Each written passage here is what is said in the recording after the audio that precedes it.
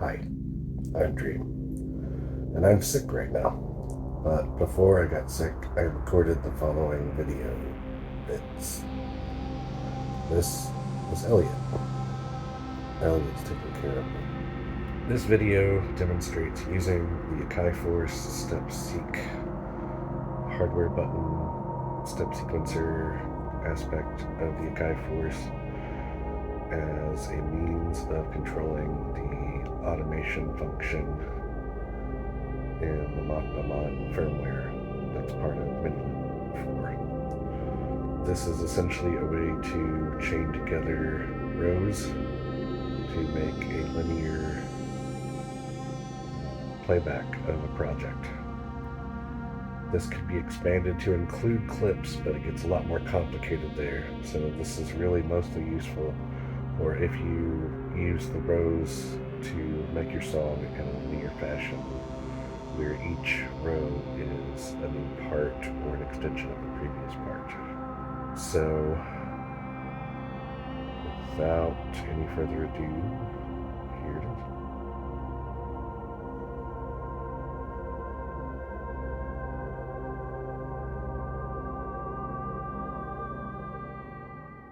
Okay, so here we go. All right, so we have a track. It's a simple example here to begin with, just for the sake of making this nice and easy. It's like a build-up. Each row adds a new instrument. And as we add the new instrument, we're moving further into the song like we normally would with a song, right? Just a simple example to give you an idea of how you could have a linear progression automated with Midiloop, part of MockbaMod 4. Midiloop 4, MockbaMod 4, whatever. Okay. Alright. Right? So, those are our 4 parts. So we take these 4 parts and we chain them together. And we do that with Midiloop, like so. So first we want to make a MIDI track, and then just for the sake of making things easy, make it the first track. We want MIDI input turned off because we are using the step sequencer to control this and not a foot controller or so on and so forth, right? No kind of controller. Just the force. All right, so MIDI output port, we want to go to Mockba automation in. Again, if you do not have the MockbaMod installed, this will not be there. So just to make sure that everything is going to work the way it's supposed to, let's go into preferences. Make sure you have Mockba automation control and make sure that it's set to control and not to track. Make sure that you have Mockba automation in, that it's set to track and not to sync. Okay. As such, now with this set to output to Mockba automation in, it's going to tell the automation to work. And now, so I have included a special configuration file for Midiloop. It's not the default. The default does not work the way that I have this set up. There are other ways to set it up with the default to make it work, but I'm not going to go into that right now. Essentially, you'll just have to replace your Midiloop configuration file with this one in order to run this setup the way that I have it. So the way it works is we're in this MIDI track, right? And we have automation. There's row 1, there's row 2, there's row 3, there's row 4. Technically there's row 5, 6, 7, 8. That one's stop all.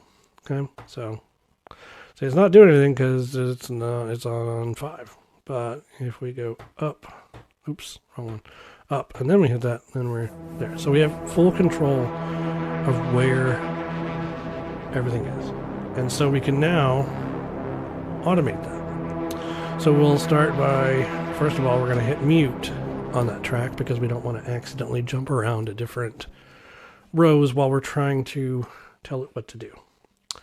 So you'll notice I have time division set to bar. And the reason for that is just so we can actually see exactly what we're doing. So we don't have a doodad yet. So here, now we do. And we have it set to 4 bars, right? Actually, you know what? I think we actually want it 8. I think I want it 8. There, set that to 8. Now, when we make new ones, it should just be 8. Yep, 8. I mean, that one already was, but yeah. And clip 8. Clip 8. Yay, raw, whatever. They're all 8. Okay. So now we're going to use the step sequencer, and we need to do 2 things to make this work the way I have it set up. First of all, we need to be in drum mode in step sequence. Step seek, however you say that. And the second of all, we need to go to shift and step seek and make sure we are in C major and octave 0. Okay? And as such, these will work the way they're supposed to when it's not muted. But we're gonna mute it so that it doesn't jump around here and there and everywhere. All right. So what I want to do is for the end of row 1, I want it to go to row 2. So I hit row 2, what's essentially going to tell it to go to row 2. And then we want it to have the highest velocity because it will not work otherwise by the default MIDI loop settings. So now if we hit our mute, turn it off. Now when we get to that 8th step, it should move to row 2.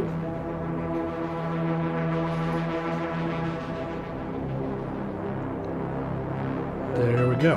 And that's why I use bar, because it's a lot easier to see where everything is and to get it exactly where you want it to, especially if you have everything set to bar, you know, like shift and set your quantize to bar. All right, so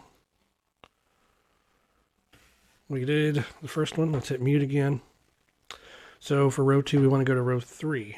So we put that on there. And then for row 3, want to go to row 4. And then actually for row 4, I'm going to make that 16. And I'm going to go to stop all on that 16th step. And that is the sound of my cat scratching on the door because he wants in here. He just wants to be loved. All right. Yeah, I know. All right. So let's test this out. Let's turn off the mute. Let's start with row 1.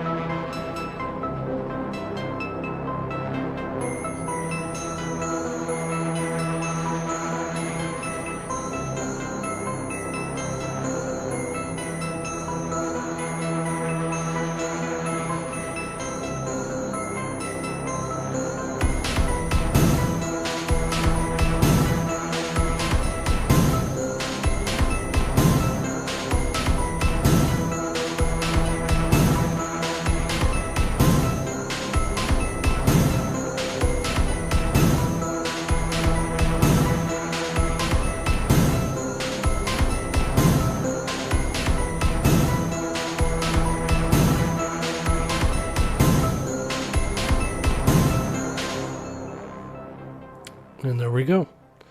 There is our sequence, essentially pattern chained.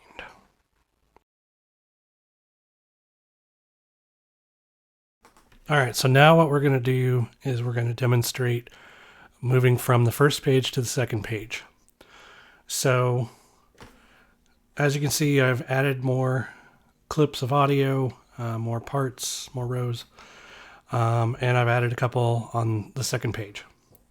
So if we go to page 1, and we go to our first automation clip, and you'll notice that I have this here. You'll notice we have some steps. So obviously we've already done 1 through 8 at this point. What we have here in this next 4 are page 1, page 2, page 3, and page 4.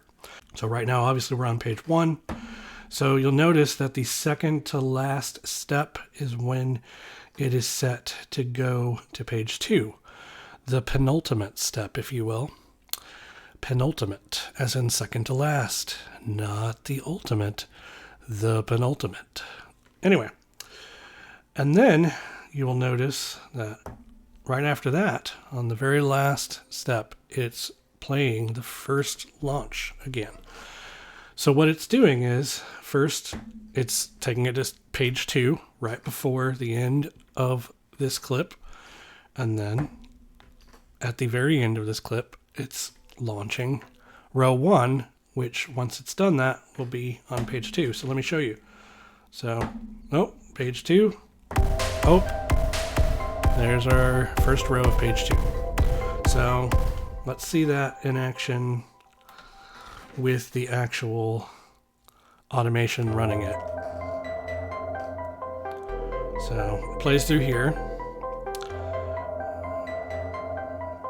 5th step, 6th, 7th, 8th, 9th, 10th, penultimate, page 2.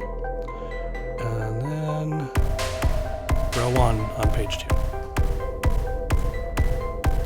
And so that is how you handle multiple pages.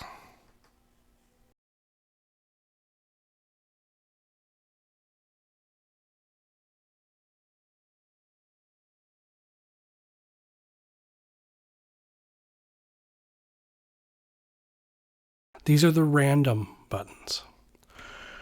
This first one is random all. That means when you hit it, it will choose a random row to play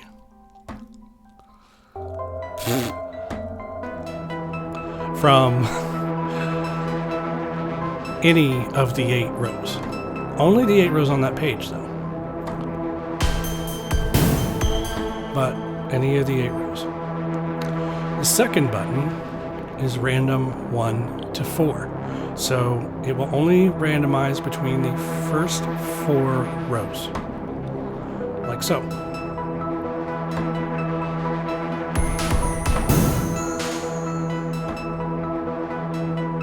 Okay.